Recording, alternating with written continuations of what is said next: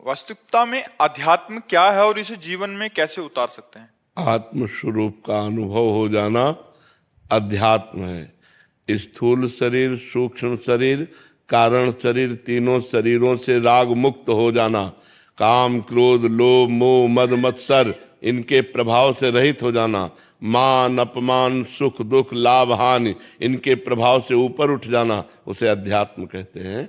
जो आत्म स्वरूप का बोध हो जाना, इसे अध्यात्म कहते हैं। इन विकारों पर विजय प्राप्त कर लेना अध्यात्म कहते हैं। जगत में एक ब्रह्म के सिवा दूसरा कोई नहीं, ऐसा अनुभव हो जाना अध्यात्म योग कहते हैं। महाराज जी, धर्म क्या है महाराज जी? धर्म जिसे शास्त्र आज्ञा करते हैं कि करो, वो धर्म है, और जिसे निषेध करते हैं कि ना करो, उसे अधर्म कहते हैं। चला कैसे? संत महात्माओं का अनुगमन करते हुए, जो महापुरुष जिस मार्ग में गए हैं उसी मार्ग में हम चले तो वो धर्म और अध्यात्म का मार्ग होता है। महापुरुष जो गए हैं वो सत मार्ग है। जो महापुरुषों के द्वारा मार्ग चयन किया गया है, उस मार्ग, जैसे रोड बना है, हम रोड पे चले तो सुविधा रहेगी, नया मार्ग तो हम फंस जाएंगे। ऐसे ही जिसमें महापुरुष गए हैं उसी मार्ग पर हम चले तो हम भगवत प्राप्त हो जाएंगे, हम आत्मबोध प्राप्त कर लेंगे, हम धर्म का संचय कर पाएंगे। मनमानी आचरण से नहीं इस मार्ग में चला जाता, गुरु आज्ञा के अनुसार चला जाता है। किसी भी महापुरुष का आश्रय लेकर उनकी आज्ञा के अनुसार हम चले तो परमार्थ पर हम चल सकते हैं, परमार्थ को हम समझ सकते हैं। नहीं तो हमारा मन बुद्धि के अनुसार चलना वो जागतिक ही होगा, भागवतिक तो होगा आध्यात्मिक गुरु के द्वारा। वास्तविक जो अध्यात्म में चल रहे, ड्रामेबाजी, नाटक और पाखंड की बात अलग है। जो वास्तविक परमार्थ में चल रहे, प्रभु से प्रार्थना करना चाहिए कि हमें ऐसे संत का संग मिले जो आपसे जुड़ा हुआ है, जो वास्तविक परमार्थ पे चल रहा है। ऐसे संत का अनुगमन करने से अध्यात्म योग की प्राप्ति हो जाती है, धर्म का संचय हो जाता है, भगवान की कृपा से भगवान का अनुभव हो जाता है। योगेंद्र सिंह जी आ जाएगा। राधे राधे महाराज जी। महाराज जी, जब आत्मा सुख दुख से परे है तो नरक या स्वर्ग में जाने से पहले इसे कई प्रकार की यातनाएं और सुख या दुख का अनुभव कैसे होता है? क्योंकि मृत्यु के बाद नश्वर शरीर तो मृत्यु लोक पर ही नष्ट हो जाता है। इसका उदाहरण बिल्कुल फिट है। जब आप सैया पे सोए होते हो तो स्थूल शरीर सोया होता है ना, तो स्वप्न में जो सुख दुख होते हैं ना, लेकिन नहीं होते, लेकिन अनुभव में आते हैं ना। स्थूल शरीर तो पड़ा रहता है, सूक्ष्म शरीर से आप जब स्वप्न देखते हैं तो स्वाप्निक जो सुख दुख होते हैं वो अनुभव में आता है ना। ऐसे स्थूल शरीर तो जल जाता है, लेकिन सूक्ष्म शरीर जाता है। और आत्मा एक प्रकाश है, आत्मा एक पावर है। आत्मा कोई व्यक्ति नहीं है, वो पावर है। वो सूक्ष्म शरीर को पावर देता है, और भोग जब सूक्ष्म शरीर भोगता है तो अनुभव आत्मा को होता है। आत्मा को कोई कष्ट नहीं होता। नैनम छिन्दन्ति शस्त्राणि, नैनम दहति पावका, न चैनम क्लेदयन्त्यापो, न शोष्यति मारुता। अग्नि जला नहीं सकती, जल डुबो नहीं सकता, वायु सुखा नहीं सकती। आत्मा अग्नेयास्त्र, वायुवास्त्र, वरुणास्त्र इनके प्रभाव से परे है। लेकिन जैसे स्वप्न में कोई दुख ना होने पर भी हमें दुख या सुख का अनुभव होता है। जो सपने सिर काटे कोई, बिन जागे दुख दूर न होई। अगर स्वप्न में कोई गला काट रहा तो वैसे ही गला कटता हुआ नजर आता है, अपने को अनुभव आता है, भयानक दुख होता है, लोग चिल्ला पड़ते हैं, लेकिन एक खरोच भी नहीं होती। ये कब पता चला? जब जगे। ऐसे जीव को सूक्ष्म शरीर से नरक या स्वर्ग आदि के सुख या दुख भोगना पड़ता है। समझ पा रहे हैं आप? आत्मा निर्लेप होने पर भी वो सुख दुख का भोगता तब तक बना रहेगा जब तक भजन के प्रभाव से वो निष्पाप नहीं हो जाएगा, कर्म समाप्त नहीं हो जाएंगे।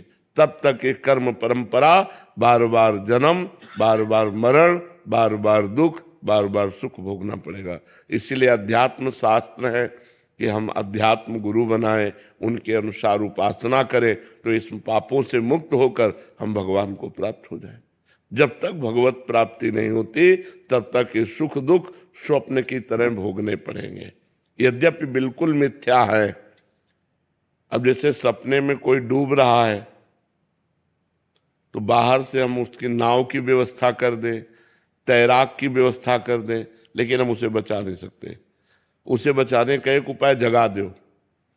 ऐसे ही ये जो हम सुख दुख भोग रहे हैं, इससे बचने का कोई उपाय नहीं। एक उपाय है जग जाओ, मोह निद्रा से जग जाओ और ज्ञान प्रकाशित हो जाए तो सच्चे मानिए कोई सुख दुख का अनुभव नहीं होता। अब जैसे इस समय हमारी किडनी फेल है, कष्ट है, पीड़ा नहीं है। कष्ट है पर पीड़ा नहीं है, दुख है पर अनुभव नहीं है। कितना बढ़िया भगवान की कृपा है, नहीं तो अभी पड़े पड़े सड़ जाएं। हर कष्ट का बचने का उपाय केवल भगवान है, दूसरा नहीं है। अगर हम भगवान से मन जोड़ें, देखो हमारा हृदय तुम्हें कैसे बताए, हृदय एकदम शीतल आनंदित है। अगर शीतल आनंदित ना हो तो तुमसे बात कर सकें क्या? फिर तुम पीड़ा में पड़े रहे, और पीड़ा है तो हम हर दुख से तब बच सकते हैं जब हमें ज्ञान हो। ये केवल प्रवचन से नहीं दूर होने वाला। अगर अंदर स्थिति नहीं है ना तो प्रवचन से दूर होने वाला नहीं। न प्रवचन सुनने से दूर होगा, न प्रवचन करने से दूर होगा, भजन करने से दूर होगा।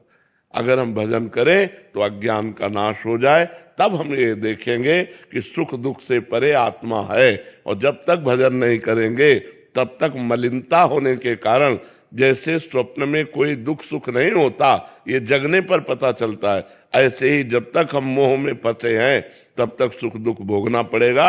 जब तक ज्ञान में नहीं जगेंगे तब तक ये सुख दुख दूर नहीं होगा। जेहि जाने जग जाए हेराई, जागे जथा स्वप्न भ्रम जाई। जिस परमात्मा को जान लेने के बाद ये संसार का सुख दुख नष्ट हो जाता है। कैसे? जैसे स्वप्न का सुख दुख जगने पर नष्ट हो जाता है। समझ पा रहे? भजन करोगे तब समझ पाओगे। ये ज्ञान की बात है, ये अध्यात्म मार्ग की बात है जी। कैलाश जी कोलकाता से। राधे राधे महाराज जी। महाराज जी, साधु चरित शुभ चरित कपासु, निरस विशद गुण में फल जासु, जो सही दुख पर छिद्र दुरावा, बंदनी जय जग जस बुध मंगल में संत समाजू, जो जग जंगम तीर्थ राजू। जी, हम जैसों के लिए आखिर कब तक संत जन ऐसा? हाँ, मतलब यही तो, इसीलिए तो संत वंदना होती है कि दूसरों के प्रारब्ध को लेकर वो स्वयं भोगते हैं और दूसरों को सुख प्रदान करते हैं। अपने भजन का, अपनी तपस्या का फल दूसरों को, इसीलिए संतों की वंदना की गई है। मुद मंगल में संत समाजू, जो जग जंगम चलते फिरते तीर्थ राज प्रयाग है। दरस परस अगनाश बास निज संग करो दिन, तिन मुख हरिजस सुनत श्रवण मानो न त्रिपित छिन। उनके दर्शन से, उनके संभाषण से, उनके स्पर्श से जीव निष्पाप हो जाता है। जगत का मंगल करने, जो वास्तविक संत हैं वो जगत का मंगल करने के लिए हैं। जो सही दुख पर छिद्र दुरावा, इसीलिए तो बंदनीय जय जग जस पावा। जो नाना प्रकार के प्रारब्ध भोग आप लोगों के हैं, उनको लेकर के, मान लो कोई बहुत दुखी है तो दयाले चलो चलो जाओ, ऐसे तो कह दिया, लेकिन उनके प्रारब्ध को अपने ऊपर ले लिया और अपने भोग रहे। नहीं, सोचो पापी लोग मुस्कुरा के जी रहे और रात दिन भजन करने वाले कष्ट पर कष्ट भोग रहे। क्यों? क्योंकि वो जगत का प्रारब्ध भोग रहे हैं। वो जगत के प्रारब्ध को लेकर अपने शरीर पर उनको कोई फर्क नहीं पड़ता। वो महावीर है, वो हर कष्ट को सहते हुए भगवान में चित्त जोड़ते हुए जगत का मंगल कहते हैं। मुद मंगल में संत समाजू, जो सबको मोद आनंद प्रदान करते हैं, सबका मंगल करते हैं। एक दोहा गाते हैं, संत न होते संसार में तो जल मरता संसार। नहीं, अगर ये भगवान के प्रेमी संत जन न हो तो इतना पाप हो रहा है कि सब नष्ट हो जाए। लेकिन जो आज पाप करते हुए भी सुरक्षित है, उसका कारण है भगवान का भजन करने वाले असली संत, जो भगवान के मार्ग में अपने जीवन को भगवान को समर्पित करके रात दिन भजन कर रहे हैं। दुनिया के प्रपंच से अलग है, और जो प्रपंच में लगा है तो फिर भजन कहाँ हो सकता है। जब सब प्रपंच का त्याग कर दे अंदर से, तब भजन होता है। वही संत है जो सब में भगवान का दर्शन करता है, जो केवल भगवान में लगा हुआ है, जो भगवान के चिंतन के सिवा एक मिनट भी संसार का चिंतन नहीं करता, वही संत है। जहां संसार का चिंतन हुआ वहां भगवान का चिंतन करता है। सीय राम में सब जग जानी, करो प्रणाम जोरि जुग पानी। ऐसे संतों के द्वारा जगत मंगल होता रहता है। अवनी जी। राधे राधे महाराज जी। महाराज जी, मैं या तो आने वाले समय की चिंता करती हूँ या फिर बीते हुए समय के बारे में। सबका मन भूत भविष्य के चिंतन में लगा रहता है और वर्तमान को नष्ट करता रहता है। अगर वर्तमान का सुधार कर लो तो भूत भविष्य दोनों का सुधार हो जाएगा। वर्तमान का सुधार है राधा राधा राधा। हर सेकेंड वर्तमान का यदि हम नाम जप कर रहे हैं तो हमारी दसों दिशाएं मंगलमयी हो जाएंगी, हमारा भूत भविष्य पावन हो जाएगा। भाव कुभाव अनख आलस हो, नाम जपत मंगल दिशि दशहु। दसों दिशाओं में उसका मंगल होगा कहीं जाए, क्योंकि नाम पहारू दिवस निशि। रात दिन नाम का पहरा है तो कोई पापाचरण नहीं हो पाता, हृदय आनंद से भर जाता है और भगवान की कृपा प्राप्त होती है। इसलिए सब नाम जप करो। ये भूत भविष्य के चिंतन से तुम कुछ नहीं बना पाओगे। जो हो गया उसका हम चिंतन क्या करें, और जो होना होगा वो हमारी समझ के बाहर है। जा रहे हैं हम, 1 मिनट में मर जाएंगे, क्या समझ हमारी। तो हमारा भविष्य का चिंतन क्या, हमारे करने से क्या होगा। तो हम भूत भविष्य के चिंतन को छोड़े, वर्तमान में राधा राधा जपे, राम राम जपे, कृष्ण कृष्ण जपे, जिससे हमारा वर्तमान पवित्र तो भविष्य भी पवित्र और भूत भी पवित्र हो जाएगा। हमारे चिंतन अगर ज्यादा भूत भविष्य का चिंतन होने लगा नकारात्मक, तो वही डिप्रेशन में पहुंचा देता है। इसलिए नाम जप करो जिससे तुम्हारी बुद्धि पवित्र रहे और तुम्हारी सकारात्मक सोच बने। जो पॉजिटिव सोच है वो आनंद प्रदान करती है। कितनी भगवान की कृपा है हमारे ऊपर, भगवान की कितनी कृपा है कि अनंत जन्मों के पापों का धीरे धीरे से नाश करा के और मुझे अपने पास बुला रहे हैं। पॉजिटिव सोच हमें सदैव आनंदित रखती है और निगेटिव सोच हमें क्लेश देती है। तो पॉजिटिव सोच हमारी बने कैसे। पवित्र हृदय में पॉजिटिव सोच आती है, पापी हृदय में निगेटिव सोच बढ़ती है। तो हम अपने पापों को नष्ट करें नाम जप के द्वारा। तो निगेटिव सोच नष्ट हो गई तो हम दुख में भी सुखी रहेंगे। अगर हमारी पॉजिटिव सोच नष्ट हो गई तो सुख की सामग्रियों के बीच में रहते हुए भी हम डिप्रेशन में हो जाएंगे। इसलिए नाम जप अत्यंत आवश्यक है। सबको चाहिए। वो आजकल काउंटर चले हैं, गिनती करके नाम जप करो तो और मन लगता है। आज 50,000 नाम जप किया, आज 60,000 नाम जप किया, इससे परम मंगल हो जाएगा। ओमवीर दास जी। महाराज जी, आपने जैसे अभी बोला कि पॉजिटिव सोच, कितनी कृपा है कि भगवान की कि ऐसा कष्ट के बाद भी ऐसा। महाराज जी का प्रश्न भी यही है कि शरीर में बहुत अपंग है कि महाराज जी कह रहे हैं कि अगला जन्म क्या मुझे निरोग मिलेगा, मतलब ये इसी जन्म में भोग लूं। हम अगला जन्म चाहें क्यों, हम अगला जन्म चाहें क्यों, हम अपने प्रभु के पास क्यों ना पहुंचे, हम चाह क्यों करें। देखो, गलत चाह करोगे तो वैसे ही परिणाम मिलेगा। ये गलत चाह है। जब भरत जी अगले जन्म में हिरन बन सकते हैं तो हम सुअर कुत्ता क्यों नहीं बन सकते। हमारे कर्म बिगड़ जाएं तो हम सुअर कुत्ता बनेंगे। तो हम भगवान से प्रार्थना करें कि हमको इसी जन्म में ऐसा भजन दो। भजन कोई हाथ से नहीं होता, भजन मन से होता है। अगर हमारा मन ठीक है तो भजन में लगा है, और अगर हमारा भजन हो रहा है और हमारा शरीर छूटा तो हम दिव्य शरीर, भगवत पार्षद शरीर प्राप्त करेंगे और भगवान की सेवा में रहेंगे। अगले जन्म को हम क्यों मनाएं। जैसा हम सोचेंगे वैसा हम बन जाएंगे, और जैसा बनना है वैसा सोच करें हम। तो हम ये सोच करें कि इस जन्म में डट के भजन करते हैं, बड़ी कृपा भगवान की, भोगों से बच गए, संसार के प्रपंच से बचे। यही शरीर स्वस्थ होता तो भोगों की तरफ भागता, आज अस्वस्थ है तो भगवान की तरफ भाग रहा है। बड़ी कृपा है कि भगवान ने हमें संसार के लायक नहीं बनाया, नहीं संसार हमको लूट लेता, फंसा लेता। बहुत विचित्र संसार का खेल है। बड़ी कृपा भगवान की कि हमें कोई आदर नहीं करेगा, हमें कोई पसंद नहीं करेगा। ये भगवान की बड़ी कृपा है। पॉजिटिव सोच करो, भगवान की बड़ी कृपा है। और हम इस जन्म में इतना भजन करें कि इसी जन्म में भगवान की प्राप्ति हो जाए। हम अगले जन्म के लिए क्यों रास्ता रखें। यही हमारी कमी है कि हम अगले जन्म के लिए रास्ता रख देते हैं। नहीं, इसी जन्म में हम भगवान को प्राप्त करेंगे। और मनुष्य जन्म मिला ही भगवान की प्राप्ति के लिए। कोई हाथ पैर टांग से थोड़ी भजन होता है। भजन तो जबान और हृदय से होता है। मुख में हो राम नाम, राम तेरे हाथ में, बंदे तू अकेला ना है, राम तेरे साथ में। अगर हमारी जिह्वा पे नाम चल रहा है तो शरीर अपंग हो कैसा हो, इससे क्या लेना देना है। 8 जगह से टेढ़े थे अष्टावक्र जी। एक जगह से आदमी टेढ़ा हो तो कितना झटका मार के चलता है। 8 जगह से टेढ़ा हो। और जनक जी के गुरु थे। जनक जी ज्ञानियों में शिरोमणि है और जनक जी के गुरु अष्टावक्र जी थे। जो जनक जी श्री सुखदेव मुनि के गुरु हैं, जो जनक जी श्री सुखदेव मुनि के गुरु हैं, उन श्री सुखदेव जी के गुरु जनक जी के अष्टावक्र जी गुरु हैं। शरीर से थोड़ी लेना देना है। आत्मा निर्मल दिव्य प्रकाशमयी है। खूब भजन करो, भगवान को प्राप्त करो। सब दुखों को औखद नाम गुरबानी में लिखा है। जासु नाम भव भेषज हरन घोर त्रैशूल। तीनों तापों का नाश करने वाला और समस्त रोगों का नाश करने वाला, समस्त शोकों का नाश करने वाला भगवान का नाम है। अगर भगवान का नाम जप किया जाए पर गंदी बातें छोड़कर, जैसे तो फिर आनंद की प्राप्ति होने लगी। जतिन जी। राधे राधे।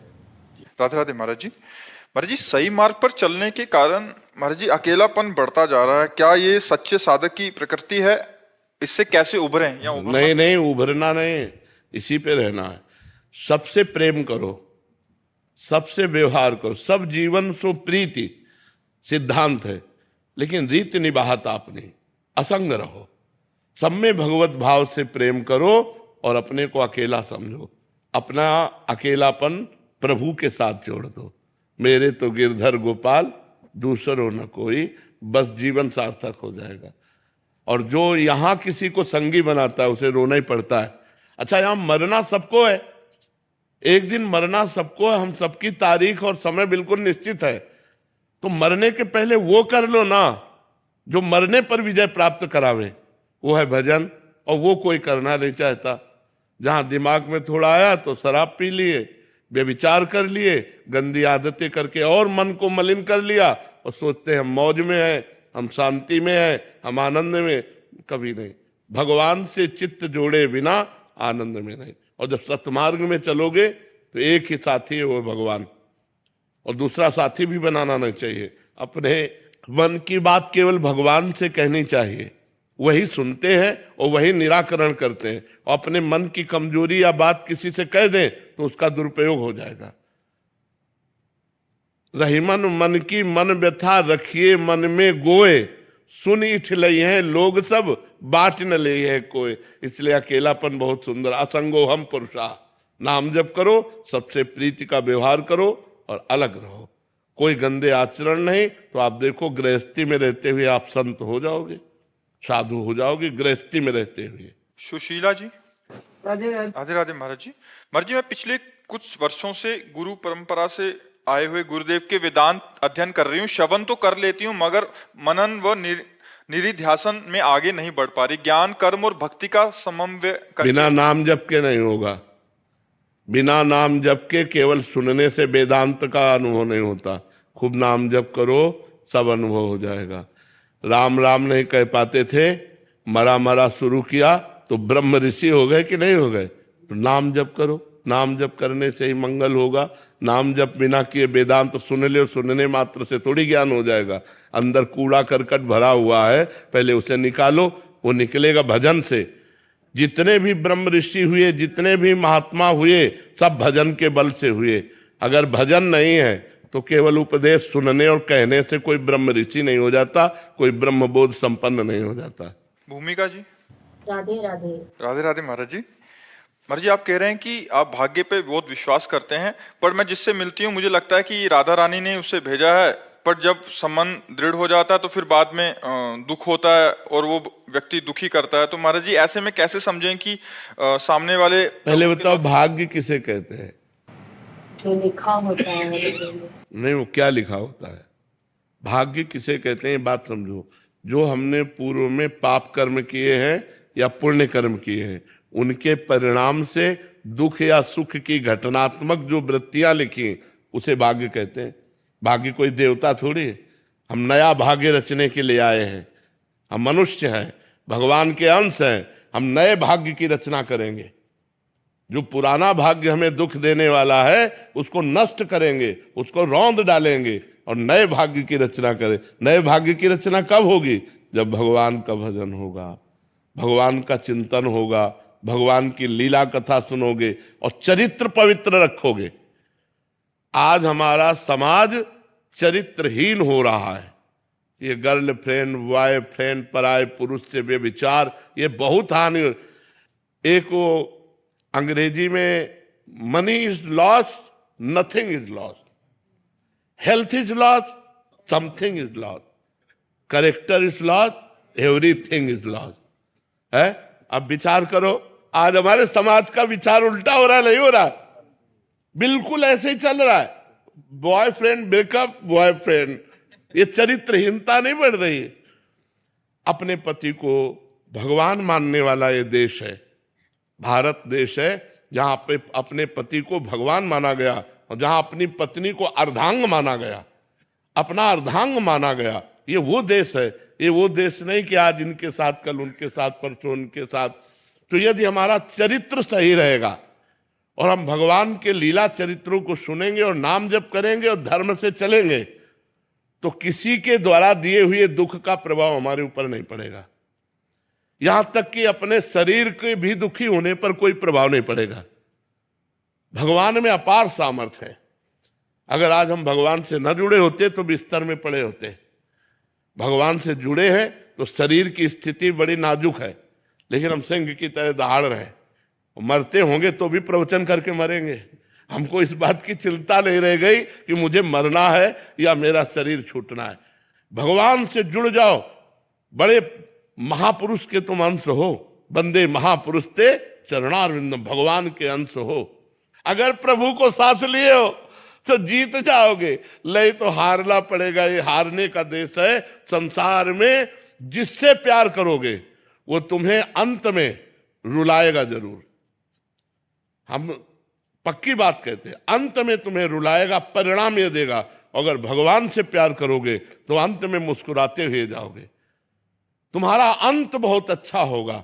माना आज तुम भगवान से जुड़े हो तो तुम दुखी हो, कब तक? जब तक तुम्हारा पूर्व पाप है, और जिस दिन वो नष्ट हुआ उसी दिन तुम आनंदित हो जाओगे। इसलिए एक साथी चुनो, प्रभु को। प्रभु को अपना साथी मान लो और हर समय प्रभु से इस बात से डरते रहो कि कोई पाप कर्म न बन जाए जिससे हम प्रभु की नजरों से गिर जाएं, भगवान की नजरों से ना गिरे। ये डरते रहो तो देखो आनंदित हो जाओगे। किसी के दुख देने से क्या फर्क पड़ता है? अरे अपने शरीर में दुख हो तो कोई फर्क नहीं पड़ता, लड़ना पड़ेगा। हम कायर नहीं हैं, हम परमात्मा के अंश हैं, हम शरीर नहीं हैं, हम अविनाशी हैं। अविनाशी का बच्चा अविनाशी। मौज से जियो, मस्ती से जियो, सिंह की तरह दहाड़ के जियो, गीदड़ों की तरह जीना छोड़ो। हे रोना धोना, ये दुख वो, ये तब तक बना रहेगा जब तक तुम भगवान से नहीं जुड़ते। और भगवान से जुड़े तो ताल ठोक कर माया को परास्त कर दोगे और निकल जाओगे इस माया से। इसलिए खूब नाम जप। पाप कर्म करोगे तो फिर फंस जाओगे, पाप कर्म करोगे तो फिर परास्त हो जाओगे। फिर हमारी बात ये तुम्हारी समझ में नहीं आएगी। पाप कर्म छोड़कर नाम जप करो। देखो तुम, एक बच्चा भी कह रहा था मैं धनी बनना चाहता हूं, कोई उपाय है? तुमका कितना? तो विवेकवान था, उसने कहा इसका तो अंत नहीं, तुमका आज ही संतोष कर लो। कल संतोष करना पड़ेगा, क्योंकि सबसे बड़े धनी नहीं बन सकते। सबसे बड़े धनी लक्ष्मीपति तो भगवान है, वो दूसरे की है नहीं लक्ष्मी जी, वो केवल भगवान की रहेगी। तो सबसे बड़े धनी तो बन नहीं सकते। तुम्हारे ऊपर कोई न कोई बना रहेगा तो तुम्हें असंतुष्टता रहेगी। और आज ही संतोष कर लो कि जो भगवान ने दिया है पर्याप्त है। यथा लाभ संतोष सदा काहू तो कछु न चाहूंगा। भगवान ने जो स्थिति दी है, जो यश दिया है, जो मान दिया है, पर्याप्त है। आगे वो देंगे, उनकी इच्छा की बात हम कामना नहीं करते। तो अभी शांति मिल जाएगी, अभी आनंद मिल जाएगा। शेफाली जी। राधे राधे। राधे राधे महाराज जी। महाराज जी, आप सत्संग में धाम वास का महत्व बताते हैं, पर अगर बहुत सारे लोग धाम में वास करने लगेंगे तो धाम की महत्ता पर कुछ असर तो नहीं पड़ेगा? ऐसे कैसे कर सकते हैं सब लोग? तुम कर सकते हो, ये सब कर सकते हैं। हम तो चिल्लाते हैं कि सब राम राम जपो, सब राधा राधा जपो, सब गंदी दृष्टि से बचो, सब शराब ना पियो, मांस ना। सब मान रहे हैं क्या? कुछ मान रहे हैं? सबके बस की बात है क्या वृंदावन सब छोड़ करके आकर वास करना? सबके बस की बात है क्या? हम तो चिल्ला रहे हैं धाम वास करो, तुम्हारा परम मंगल हो जाएगा, परम कल्याण हो जाएगा। आज से चिल्ला रहे हैं, 20 वर्ष हो गए चिल्लाते चिल्लाते। हाँ, अब उनमें से 1500 लोग हैं जो वास कर पाए हैं, तो उसमें वृंदावन में कोई फर्क थोड़ी पड़ने वाला है। 1500 वास किए तो 1500 डनंग गए। दोनों काम चालू है कि नहीं चालू है? हमारे प्रभु का काम है बैलेंस बनाना। अगर 1000 की एंट्री हुई तो 1000 गए, तो ये भी तो चलता है ना। तो एक पक्ष मत देखो, आने का केवल मत देखो, जाने का भी है। तो अगर कोई आया हिम्मत करके, तो भगवान किसी को परम धाम में, अपने नित्य धाम में खींच लिए तो जगह तो खाली हो ही जाएगी। तो इसकी चिंता मत करो, भगवान का धाम चिदानंद है, यहाँ कोई फर्क नहीं पड़ने वाला। कनकलता उपाध्याय जी दिल्ली से। राधे राधे। भरत आर्य जी पानीपत से। महाराज जी, 2 अलग अलग प्रश्न हैं, और महाराज जी ऐसे असंख्य प्रश्न हैं जो जिस स्थिति में आ जाते हैं। महाराज जी कह रहे थे, ये भरत जी कह रहे हैं कि हमने 2 ही स्त्रियों से प्यार किया, एक मेरी माँ और एक धर्म पत्नी से, पर 2019 में माता जी किसी कारणवश उनका मृत्यु हो गई और पत्नी 6 महीने पहले हो गई। अब कह रहा है कि किसके लिए जीऊं, अंधेरा ही अंधेरा हो गया। माता जी कह रही हैं कि इनके पुत्र 34 वर्ष का पुत्र था, वो चले गए, अब बहू भी चले गई। पहले सबसे पहले इस लोक का नाम क्या है? आप धोखा में हो। इस लोक का नाम क्या है? मृत्यु लोक। और मरना है सबको, सबको मरना है। इसमें धोखा और ये कुछ नहीं चलेगा। सबको मरना है। कोई गर्भ से मर जाता है, कोई गर्भ के बाहर आके मरता है, कोई यौवन में मर जाता है, कोई बुढ़ापे में मर जाता है, लेकिन मृत्यु सबकी एक समय निश्चित है। और यहाँ जो जन्म लिया वो मरेगा। हमको भगवान से प्यार करना है, सब में भगवान है, ऐसी भावना करके प्यार करेंगे। पत्नी में तुम्हारा यदि प्यार था तो पत्नी का शरीर तुम जानते हो, आंतरिक आत्मा को नहीं जानते थे। तो जिसे हम जानते नहीं, उससे उसके जाने से हमें परेशानी क्या। लेकिन जब वो आत्मा अंतर ध्यान हो गई तो तुमने पत्नी के शरीर को फूंक दिया, तुमने माँ के शरीर को फूंक दिया, तुमने बेटे के शरीर को फूंक दिया। क्यों? क्योंकि आदर तुम भगवान का करते हो। उनके हृदय से भगवान गए तो उस प्यारे शरीर को तुमने जला दिया। तो तुम जानबूझ करके उस शरीर से प्यार कर रहे थे। अगर वही जानबूझकर भगवान से प्यार करो तो ये प्रश्न नहीं रहेगा कि अब मैं किसके लिए जीऊं, अब मैं भगवान के लिए जीऊंगा। अभी मैं भगवान के रूप में पत्नी से प्यार कर रहा था, माँ से प्यार कर रहा था, अब मैं केवल भगवान से प्यार करूंगा। अब शरीरों से प्यार करते हो और शरीरों को ही जला देते हो, तो कैसा तुम्हारा प्यार? क्या तुमने आत्मा से प्यार किया था? क्या तुमने परमात्मा से प्यार किया था? अगर परमात्मा से प्यार करते तो आज ये प्रश्न ही ना आता कि हम किससे प्यार करें। ये शरीर प्यार करने लायक है, ये व्यवहार करने लायक है। इनसे व्यवहार करो, इनके अंदर जो परमात्मा है उससे प्यार करो। तो वो अंदर वाला जब निकल जाता है तो बाहर वाले को फूंक देते हो, रोते हो बैठ करके। अंदर वाला तुम्हारे पास है, कभी उसका वियोग नहीं हो सकता। वो सर्वत्र है तो तुम्हारे पास भी है, सब समय में है तो इस समय भी है। तो हमारा स्वामी जो भगवान राम कहो, कृष्ण कहो, हरि कहो, आत्मा कहो, ब्रह्म कहो, परमात्मा कहो, वही सबके अंदर है। उसी का हम पूजन करते हैं, उसी से हम प्यार करते हैं, अनजाने में उसी का आदर करते हैं। क्योंकि जब वो निकल जाता है तो शरीरों को फूंक देते हैं। तो हमें शरीरों से प्यार नहीं करना, हमें आत्मा से प्यार करना है, हमें परमात्मा से प्यार करना। जिससे प्यार करते हो, बोले वो निकल गया तो उसको जाना था क्या तुमने? नहीं, तो फिर प्यार क्या? बिनु जाने न होए प्रतीति, बिन प्रतीत तो होए नहीं प्रीति। जिसको तुमने जाना नहीं उससे प्यार क्या? और जिसको जाना हो, 5 भौतिक शरीर तुम्हारे सामने पड़ा है और उसको जलाने ले जा रहे हो, कैसा प्यार तुम्हारा? तो इस अज्ञान को दूर करो। इसका नाम मृत्युलोक है, यहाँ सब मरेंगे। आज नहीं तो कल, कल नहीं तो परसों, जाना ही जाना है, हम सबको जाना है, जाने की तैयारी कर लो। जो पहले से तैयार न थे पछता पछता कर चले गए, रहे न रावण सम अभिमानी, हिरणाकश्यप सम वरदानी, खान विभव की खान जगत में कुछ दिन के मेहमान, भजले श्री भगवान जगत में कुछ दिन के मेहमान। अगर भगवान को नहीं भजोगे तो यही रोना पड़ेगा कि अब क्या करें, फिर एक रास्ता दिखाई देगा, किसके लिए जीऊं।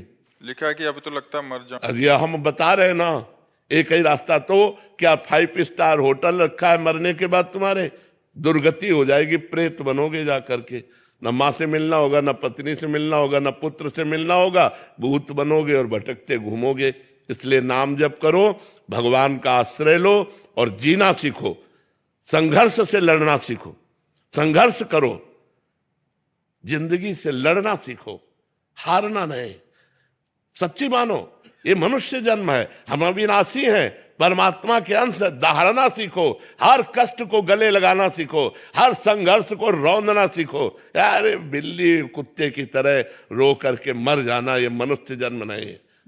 अगर हम भगवान से न जुड़े हो तो हम भी तुम्हारी तरह डिप्रेशन में पहुंचकर मनाएं कि मौत हो जाए, ऐसा कष्ट होता है। एक एक कष्ट गिनाए, सैकड़ों कष्ट है, फिर भी हम तुम्हारे सामने सिंह की तरह दहाड़ रहे। कोई नाटक थोड़ी कर रहे हैं, नाटक करने से दहाड़ सकते हो? अगर पेट में दर्द होगा ना तो बोले नहीं पाओगे, और यहाँ पूरे रोम रोम में दर्द है। तो हम ये तुम्हें सिखा रहे हैं कि अगर भगवान से जुड़ोगे तो तुम जीत जाओगे, और भगवान से नहीं जुड़ोगे तो मृत्यु लोक है, कोई सहारा देने वाला नहीं। यहाँ सब मरेंगे, अपनी अपनी आयु लेकर आए हैं, अपने अपने कर्म भोग लेकर आए, कर्म भोग भोगा चल दिया, तुम उनके लिए रो, तुम्हारे लिए नहीं रोएंगे, वो तो गए दूसरी योनि में। ये रेलवे स्टेशन जैसा है, अपनी अपनी गाड़ी आई, टिकट आई, चल दिया। जब तक टिकट लिए बैठे हैं, ट्रेन नहीं आई, तब तक चाय हो रही, बातचीत हो रही, और जहां ट्रेन आई तो कप फेंका हुआ चल गए। तो अपनी आयु पूरी हुई, कौन पूछेगा कि हम उनके प्यार में रो रहे हैं? वो लौट कर देखेंगे क्या हम उनके प्यार में चाहे मर जाएं तो कौन पूछने वाला है? इसलिए भगवान का भजन करो, भगवान से जुड़ो, अध्यात्म में चलो, तभी सुखी रहोगे। महाराज जी, विवेक के द्वारा हम इस पे काबू। पर विवेक बाजार में थोड़ी मिलता है, बिना भजन के विवेक थोड़ी होगा। बुद्धि तो सबके है, विवेक कहाँ है? विवेक तो बिनु सत्संग विवेक न होई, और राम कृपा बिनु सुलभ न सोई। भगवान की कृपा से जैसे आज आपको संत समागम मिला है, यदि आप इसे स्वीकार कर लें और भजन करने लगे तो आपका मंगल हो जाएगा। अभी हम इनसे कह रहे थे, ये कहे तुम आज आपको कष्ट है, तो हम कहा तुम्हें सच्ची बताएं, हमारा हृदय इतना आनंद में है कि हम तुम्हें कैसे बताएं। शरीर कष्ट में है लेकिन हृदय इतने आनंद में है। अगर हमारा हृदय आनंदित है और शरीर पीड़ा से, तो क्या फर्क पड़ता है? और अगर हृदय हमारा काम क्रोध लोभ मोह मद मत्सर से जल रहा है और शरीर स्वस्थ है, रुपया पैसा है, तो क्या फर्क पड़ता है? देखो सब जल रहे, सब जल रहे, सब अशांत है, कामना सबको अशांत किए हुए है। और भगवान की कृपा में तो हर कष्ट की स्थिति में भी हमारा हृदय आनंदित है। उफान आ रहा है आनंद का, मतलब एक जोश, एक आनंद, एक मस्ती अगर लेना है तो नशे में नहीं है, भगवान में है। एक देखो तो भगवान में कि कितना जोश आता है, कितना आनंद आता है, कितनी मस्ती आती। मृत्यु का भय नहीं, कोई आकांक्षा नहीं है, दर्द से लड़ने के लिए हर समय तैयार है, हर दर्द से लड़ने के लिए तैयार है। किसके बल से? भगवान के बल से। यदि भगवान का बल आप लोग नहीं स्वीकार करेंगे तो संसार का बल रौंद देगा आपको। काम क्रोध लोभ मोह मद मत्सर ये नष्ट कर देंगे। ये जो आप बोले ना, ये मोह है, मां से मोह, पत्नी से मोह, इसे प्यार नहीं कहते। प्रेम शुद्ध सच्चिदानंद से होता है, और मोह काम आसक्ति राग ये शरीरों से संसार से होता है। तो इसलिए उठो, जागो, तुम सच्चिदानंद स्वरूप हो, तुम भगवान के अंश हो, तुम भगवत भक्ति के द्वारा इस माया पर विजय प्राप्त करो, ना कि माया के द्वारा रौंद दिए जाओ। इसलिए नाम जप करो, गंदे आचरण छोड़ो, गंदा भोजन छोड़ो, तो तुम्हारी बुद्धि शुद्ध हो जाए। शुद्ध बुद्धि में ज्ञान का प्रादुर्भाव होता है। जय हो प्रियालाल, जय।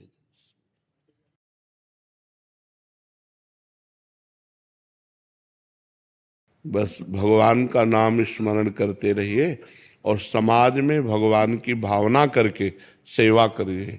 ये मनुष्य जीवन अल्प जीवन है, 100 वर्ष 80 वर्ष ये पद भी विनाशी है और ये शरीर भी विनाशी है। अगर हम भगवान का नाम जप नहीं किए, भगवान से चित्त को नहीं जोड़ा, तो भगवान की कृपा से ये जन्म हमारा मनुष्य शरीर का मिला और ऐसे सुंदर सुंदर भारत सरकार की सेवा करने का अवसर मिला, समाज सेवा का, तो अगला हमारा जो जन्म हो वो भारत में ही हो और हम अपने देशवासियों की सेवा कर सकें। इसलिए भगवान से प्रार्थना करते रहिए और नाम जप करते रहिए और नई समाज को एक दिशा देने का, क्योंकि आज जो समाज में हमारे गर्लफ्रेंड, बॉयफ्रेंड, व्यसन, व्यभिचार की वृद्धि हो रही है, ये बहुत हानिकारक है।